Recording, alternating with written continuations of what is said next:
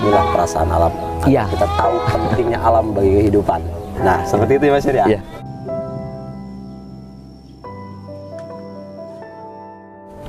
Assalamualaikum warahmatullahi wabarakatuh. Waalaikumsalam warahmatullahi. Selamat sore, salam sejahtera bagi kita semua. Semoga kita senantiasa diberikan kesehatan, kemudahan dalam segala urusan dan rezeki yang melimpah. Ya Rabbal Alamin. Nah, kita bergeser ke kediamannya Mas Irawan, salah satu tokoh penggerak pemuda dalam pemberdayaan pembuatan bibit alpukat Siger 1 Varitas Batu. Kita ngobrol sore bos, ngobrol pintar bersama Mas Irawan. Mas Irawan, saya nih mau bertanya-tanya nih ya, seputar sepak terjangnya Mas Irawan di sini yang saya lihat dengan semangat menggerakkan pemuda untuk apa sih ya, membuat bibit alpukat Siger 1 Varitas Batu ya. Iya. Itu dorongan Mas Irawan terinspirasi dari apa tuh yang menyemangati Mas Irawan untuk bergerak ke arah situ?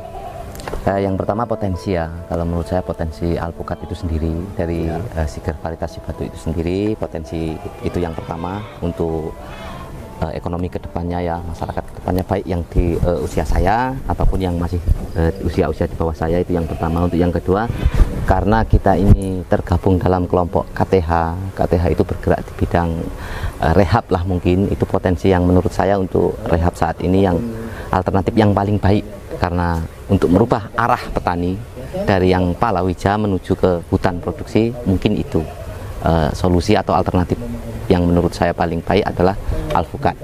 Alpukat? Iya, menurut saya yang paling baik. Jadi itu alasan Mas Ir memilih untuk mengembangkan alpukat? Iya, betul.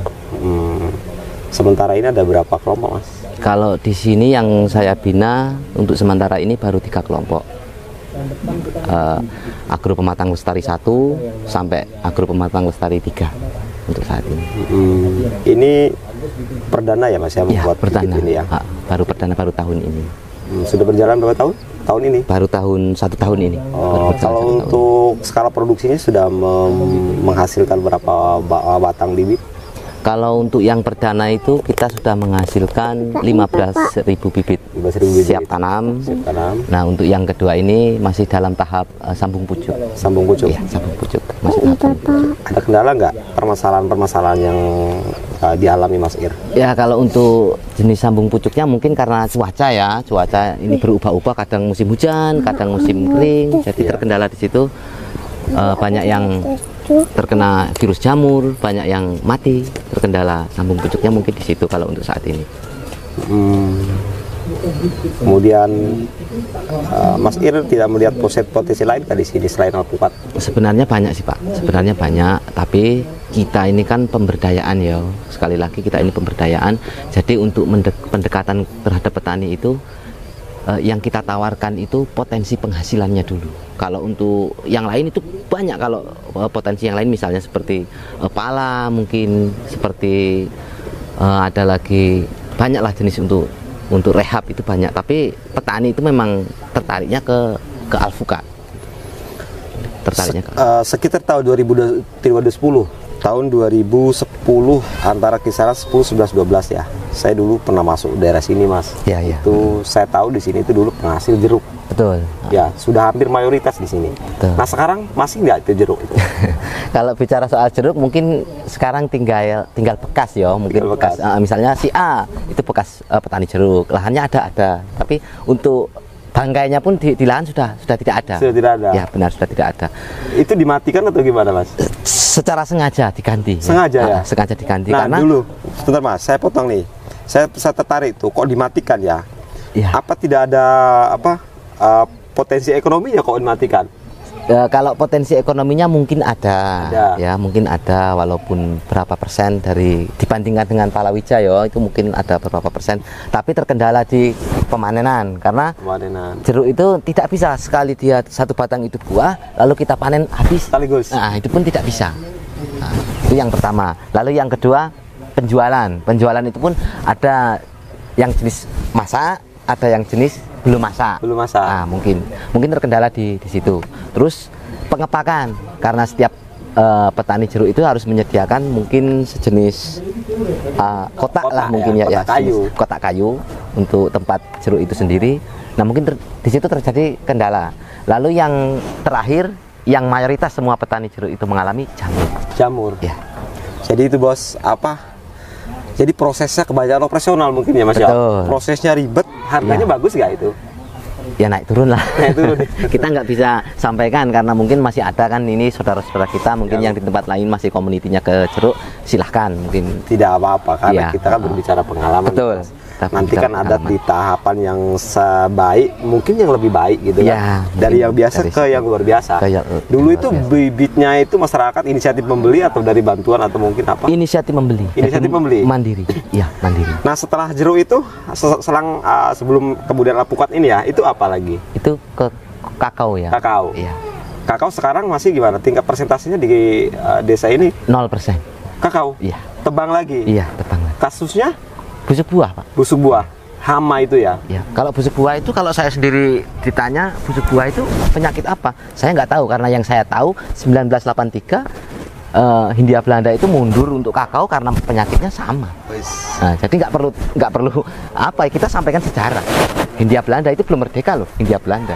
Jadi Mas Irawan itu termasuk salah satu petani yang main data juga, ya, itu tidak tanggung-tanggung. Kalau untuk kakao itu yang saya tahu, tapi kalau mungkin ada punya data yang lebih real, yuk monggo silahkan. Termasuk busuk buah ya. Ya. Nah setelah kakao, kalau hari ini kembali lagi Pak, kembali lagi ke palawija. Palawija. Ya. Jadi begitu terus. Jadi petani ini begitu terus. Jadi tidak ada mereka itu ada kesadaran kalau tanah ini tanah ini adalah statusnya hutan, ya kan? Tanah ini tanah hutan. Itu yang pertama. Lalu yang kedua, mungkin yang lebih ini lagi, alam itu juga ciptaan harus kita jaga. Mungkin tidak harus sampai ke situ ya. Mungkin karena dikalahkan dari penghasilan lah mungkin. Karena menggarap tanah itu hak masing-masing, hak setiap manusia. Iya, jadi kita berbicara rentetan dulu Mas ya. Betul. Nanti sebelum kita finishnya di alpukat ini ya. Walaupun alpukat ini masih skala masih memulai ya. Iya, kita masih. Jadi runtutannya dari situ. Kemudian, nah untuk komoditas unggulannya di desa Matang Talo, desa Gunung Kerung. Desa Gunung Kerung, dusun Gunung Kerung, desa Matang Talo. Untuk komoditas unggulannya apa di pertanian? Jagung. Jagung. Iya. Hanya jagung ya. Mungkin di sini semua mayoritas petani jagung itu. 100% Pak. Lada ada nggak? Nggak ada. Nggak ada ya. Nggak ada. Tapi panili? Ada, itu mungkin skala hanya sekedar hobi. Iya mungkin hobi itu ada. Sudah pernah ada yang mencoba skala kebun banyak? Belum. Kalau untuk vanili. Kalau untuk vanili belum. Nah kalau untuk alpukat ini persentasenya nih, ini sudah berapa banyak yang mau mulai? Ya alhamdulillah sih, walaupun hanya sekedar mungkin 1/3 atau 1/4 dari lahan yang dia garap, mungkin sudah mulai banyak nih petani dari setiap satu individu petani. Dia punya lahan garapan 4 hektar misalnya, oh saya 1/4 ikut tanam ya. Yang jelas untuk petani itu melihat hasilnya nanti, untuk petani itu menunggu. Kalau untuk skala besar istilahnya satu petani itu ada yang 4 hektar 5 hektar belum ada ya, untuk saat ini belum ada. Karena kalau di data kami, karena kami itu KTH, kami punya lahan kerja itu 101 hektar itu, tapi untuk kalau tidak salah hampir 50 petani. 50 petani. Ya, hampir 50 petani. Kembali ke permasalahan awal. Konsepnya Mas Ir ini menggerakkan pemuda untuk membuat bibit alpukat. Sudah merasakan nggak? Pernah jual belum bibit ini? Belum. Belum. Ya kalau jual memang kita. Terus ada kesulitan nggak? Kok orang-orang itu mau ikut gitu? Mau menyampaikan, memberi pemahaman kepada pemuda-pemuda itu, mengajak untuk membuat bibit ini? Kesulitannya mungkin kita kalau sosialisasi sama temen kan, temen itu diajak ayo gabung kita bikin bibit alpukat. Tujuan kita ya mungkin di situ ada nilai ekonomi, terus yang lebih penting kebersamaan kita sebagai pemuda kan kita harus punya istilahnya pemikiran bagaimana sih, walaupun kita nggak harus memikirkan satu desa, tapi paling tidak lingkungan kita berangkat dari lingkungan. Karena lingkungan ini sudah mungkin kalau bicara alam statusnya coba semua bisa kita pikirkan secara bersama-sama. Jadi kita harus mulai dari yang paling kecil, dari diri kita sendiri untuk bisa memperbaiki alam. Mungkin kalau nilai plusnya ya ada yang beli monggo dari luar wilayah atau dari luar daerah itu monggo.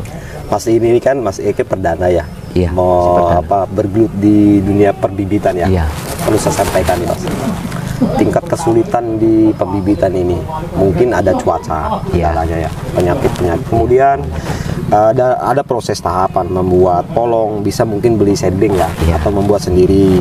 Kemudian setelah itu kita melakukan okulasi. Okulasi itu kan kalau kita mau baru belajar itu tidak mudah, Pak. Iya, betul. Ada kadang-kadang baru dimasukin di tali loncat ya. Iya, benar. Mengalami nggak seperti itu? Mengalami, semua pun mengalami. Nah, kemudian masa produksinya untuk menghasilkan ekonomi itu ada masa 1 sampai 45 bulan ya. Iya, sampai Itu 5 kan bulan. ada hambatan serang jeda di situ untuk mensiasati perekonomian dapur ini tadi, Mas ya. Itu apa kegiatan Mas Tir selain di sini? Kalau selain ini, karena ini kan kita baru perdana Pak Yo, tapi kan asli kita atau jati Iya. diri kita ini seorang Petani. ya, saya sendiri seorang pribadi, saya petani alpukat kebetulan, walaupun belum Siker Sibatu ya, Iya. saya masih lokal unggulan sini. Saya alhamdulillah juga seorang petani alpukat. Oh, sudah menanam alpukat? Sudah, Lokal sudah. ya, lokal ya. Sudah berpanen. Sudah ada berapa pohon? Kalau untuk total mungkin 500 batang. 500 batang. Iya. Jadi kenapa Mas ini saya bisa menyimpulkan nih, bergelut di bidang alpukat dan mengajak masyarakat Iya, untuk betul. karena sudah merasakan Ya, ya. betul. Sudah merasakan manisnya. Iya. Lokal aja sudah menghasilkan, Betul. apalagi nanti buah unggul ini. Apalagi Siker buah ini. unggul seperti Siker yang saat ini kan, seperti Siker yang saat ini, karena Siker itu ini saya kebetulan ada satu batang ini sudah panen. Jadi untuk mencapai target 6 on itu nggak susah. Nggak susah. Ya, untuk satu biji, satu buah alpukat Siker itu nggak susah. Nah, sedangkan saya jual alpukat lokal itu standar super 3 on sudah super. Sudah super. Nah, apalagi Siker. Nah, mungkin kita bicara logika ya kan. Iya, iya, iya. Kita bicara logika. Terus lebihannya lagi mungkin usia lebih pendek atau lebih Produktifnya ya? iya, lebih genjah, mungkin kalau istilah orang Jawa itu genjah. Jadi hanya 2-3 tahun panen.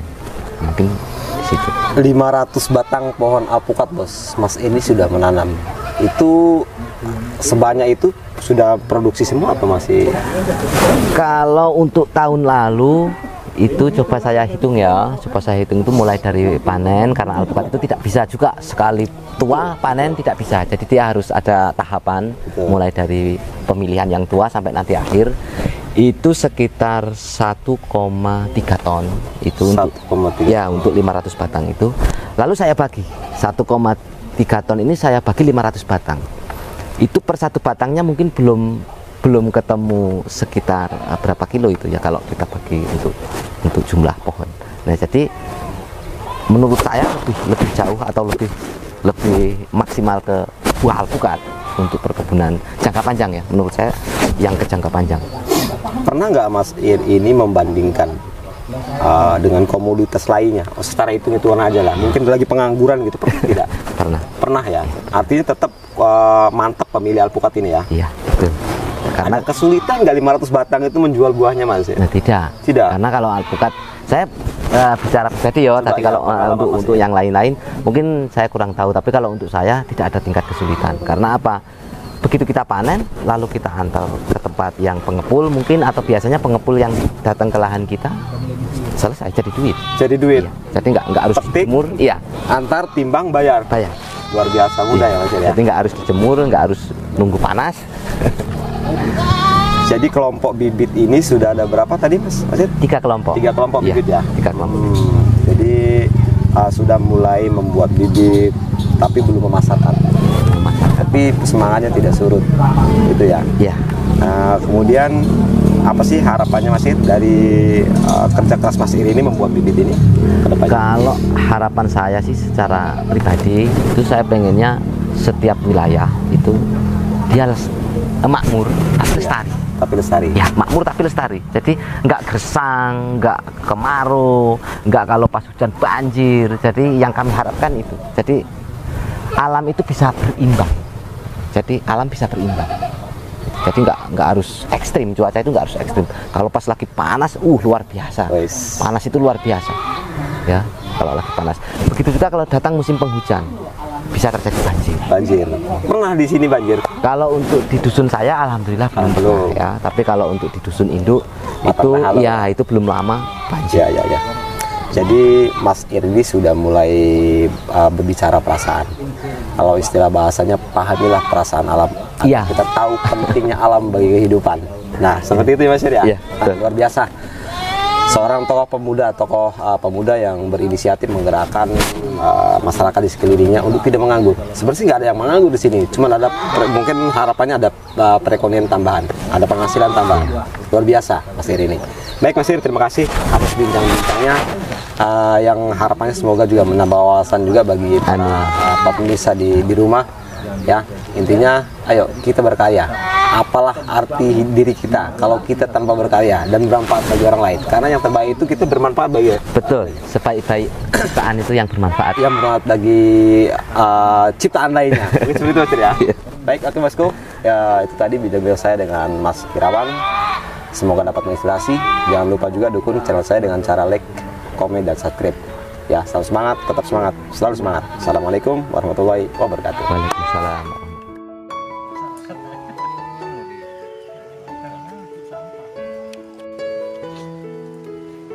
Lagi gede.